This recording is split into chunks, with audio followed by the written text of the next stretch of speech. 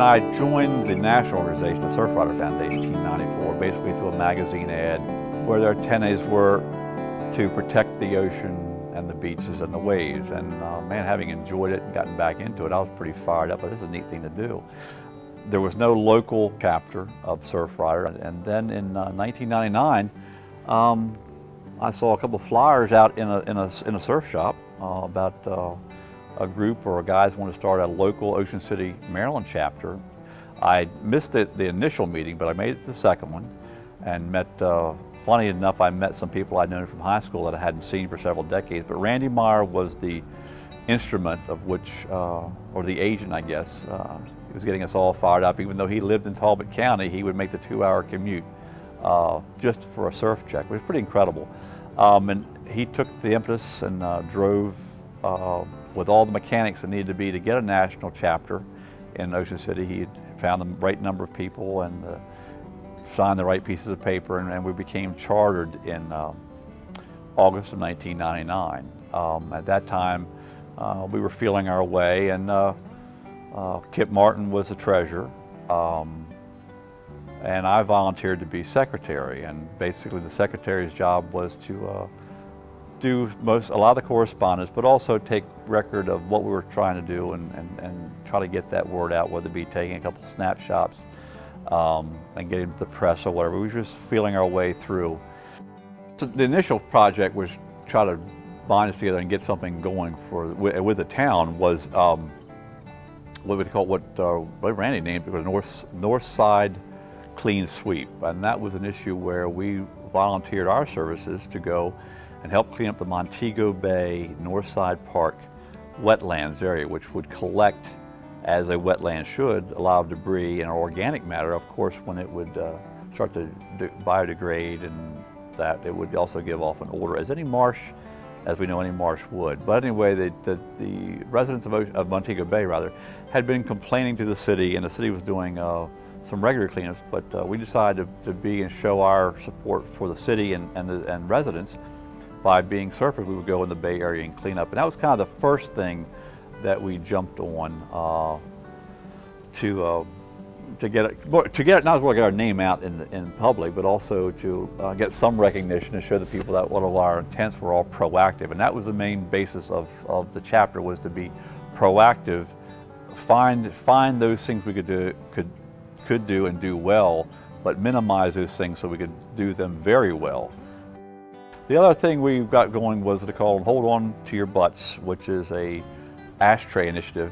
We donated ashtrays that are free to the public through RJ Reynolds, that was our initial bumper sticker, which we're known for now as our bumper stickers. But Hold On to Your Butts bumper stickers became very popular. I think the first year we gave like 800 or 1,000 of them away, and that was the kind of the key in my mind, that if people were willing to stick this bumper sticker on their car, then they must care enough about your cause to do that. And often people spend money on their vehicles. They're not going to put just anything, or at least most people aren't going to put just anything on there. So that kind of gave the chapter, or in my mind, an idea of where to go beyond that. So our second thing we started was Adopt Your Beach, which is a partnership of condo or resident associations with the Surfrider chapter in Ocean City, in which we donated to them a dog bag or a pet waste dispenser with a trash can, and they volunteered to help us keep the beach clean and do regular cleanups with many of our volunteer groups, students particularly, throughout the summer. They take an active partnership in the beach cleanups, in giving us a call if we run out of dog bags, but also enabled us to have a spot where if we have a camp or a group of students who want to clean up, both whether it be from the Salisbury University, which work very closely with, or one of the high schools, whether it be Parkside in Salisbury or Stephen Decatur, which we have had a great working relationship with, a place for these kids to go and see, not just kids, but they see surf riders out there doing, but also see people who had a vested interest in the town, being they own property. They care enough to do and keep their dunes clean and their crossovers clean.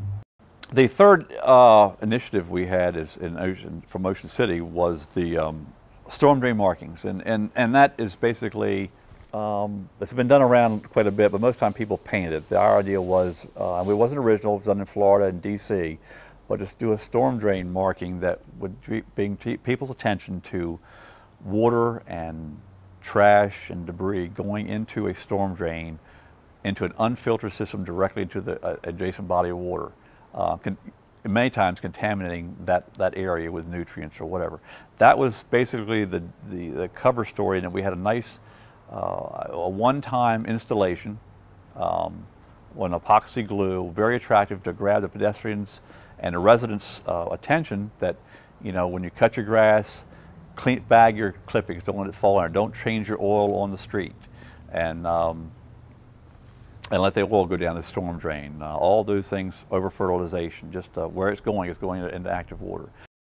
The latest issue, which became a program, an initiative rather, was Give Respect, Get Respect. One of our members, Brian Hungerford, brought an issue to the chapter meeting several weeks ago about a confrontation he'd had with another local surfer, as a matter of fact. And we'd all read about in the papers about the fights in California or whatever, but really, none of us had really, everybody's seen a little bit of aggression probably on a good day or a bad day, but very few of us have experienced one-on-one harassment. But the issue was that we don't want to. So we decided, the chapter decided, let's go ahead and find an initiative and pick something that really might be a landmark thing, and not let it get bad. Let's not only remind ourselves and the people our age of why we do it, the good stoke of why we surf, but also give lessons and a guidance to those just starting of, you know, don't drop in. Be aware of where you are in reference to other surfers. Be aware of swimmers and that type of thing. It exploded with, again, the bumper sticker, the shirts all went out. Great sponsorship. We even have got recognition in the Longboard magazine. Probably the one thing that went beyond just the Surfrider realm that that's the Ocean City chapter can definitely hang its hat on. Those and our bumper stickers, which seem to be everywhere now, but it'd be I surf, I vote, adopt your beach, hold on to your butt. The nice thing about Surfrider was it gave each chapter the autonomy or the ability to be specific to what they felt their needs were. Ours was not, we have clean water. Ours was education, getting the next generation ready. In that, I had the greatest partner and a great friend, who actually I met again through Surfrider, was Kip Martin. He was always there whenever we had an educational effort to do, whether it be our fun days at Friday afternoons of summer with the Ocean City Beach Patrol, the Junior Beach Patrol. Had an incredible time with Professor Myer, a story in of itself. Every time we went to Stephen Decatur to do one of our 6 or 7 a year, whether it be biology, environmental, marine biology classes, he was showing and add his support. The other joy that, believe it or not, that I had as being chair was, and the chairman is the spokesperson. You're the front man for what the chapter and Surfrider stands for in your local area. And that was dealing with county council and city council, specifically the Ocean City City Council. I felt that we had a great rapport with each member of the council and the mayor, but more so on an individual, not just individual basis, but as a whole, as a group.